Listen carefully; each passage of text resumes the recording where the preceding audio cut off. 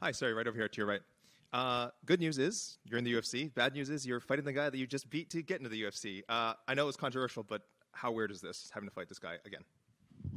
Honestly, man, it's not that weird. In my professional career, I've had two rematches. I've had two rematches in my professional career, and I did it twice, and I finished those guys the second time around quicker than the first time. So honestly, it's nothing new for me, and I made the adjustments. I'm just gonna do this in a cleaner fashion this time. It only took you half a round to less than half a round to beat Ramon the first time. So do you still think you can kind of continue that rematch streak of finishing it faster than the first fight? I'll try my best for sure. And the last thing I wanted to ask was, I read that you became interested in combat sports after watching the movie Never Back Down. Any other movies, TV shows, media that kind of has influenced you since then? Honestly, man, it was always the cheesy movies, but I was young. It was like Never Back Down. If you guys remember Warrior, that was another one, sick movie, right? And then yeah, those two for sure. Right here. Just a quick one for me. I saw an interview you did with one of our guys, actually. You've always wanted to be a performer, and you said you wish you could have been a singer when you grew up. I'm not going to ask you to sing, don't worry. But what would you have sung? Like, what style would you be? Oh man, anything. I have a horrible voice though, but it was just like the whole idea of like, I just want to be in front of a crowd, man, and just like I remember like going to my high school talent show and seeing people kill it on the stage, and I was like, oh man, I wish I had that skill, but I found fighting instead, and now I get to do it in front of a crazy crowd. I guess one other quick one, just this being at home in Toronto, this is as close to a hometown show as you're really going to get, right? Is this kind of the equivalent of dreaming of, being in a hockey game when you're kids as Canadians, like I'm going to play at the Maple Leaf Gardens or the ACC?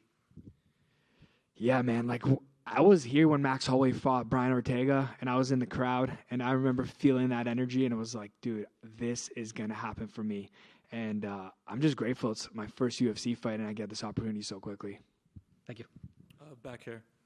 Yeah, so in the past 5 years, you went from starting your pro career at Burling Training Center Fight Promotions to now making your debut on a UFC pay-per-view. So I just wanted to ask, how does it feel for all your hard work to culminate in this moment? Yeah, man, it feels amazing. I always knew that I was going to get this opportunity. Just had to put in the hard work, get 1% better every single day, and I knew that if I just stayed the course, this opportunity would come. Thank you. As someone that's like to have been like a big performer, is this a perfect scenario for you? UFC debut, your hometown, Scotiabank. 100%, man. Some people might say it's pressure, but I live for this pressure. I live for the fact that I get to perform in front of people, in front of my loved ones. I've fought so many fights where I was in enemy territory fighting with, the hometown disadvantage. But this time I'm going to use that energy of the crowd, man. I'm going to fuel it for this fight. Quick one for you in the front, right here.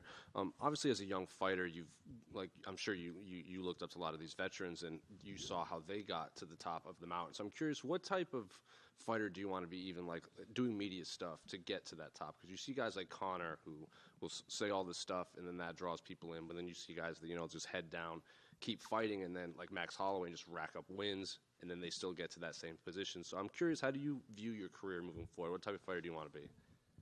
Yeah, man, to be honest, I like the Max Holloway approach. I really do. I want to be real. I don't want to fake anything. I don't want it to feel phony. I'm just going to be myself. I'm going to make my performances speak for themselves. And, I think I'll just be myself, man.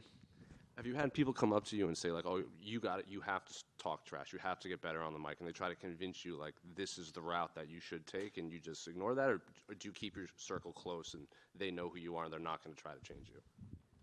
Yeah, man, I keep my circle small. People have definitely told me that before, but like I'm just gonna be real to me, man. Again, people can tell when that stuff is fake, man. It's a vibe thing, right? So if I'm just myself, I think all the good things are gonna happen.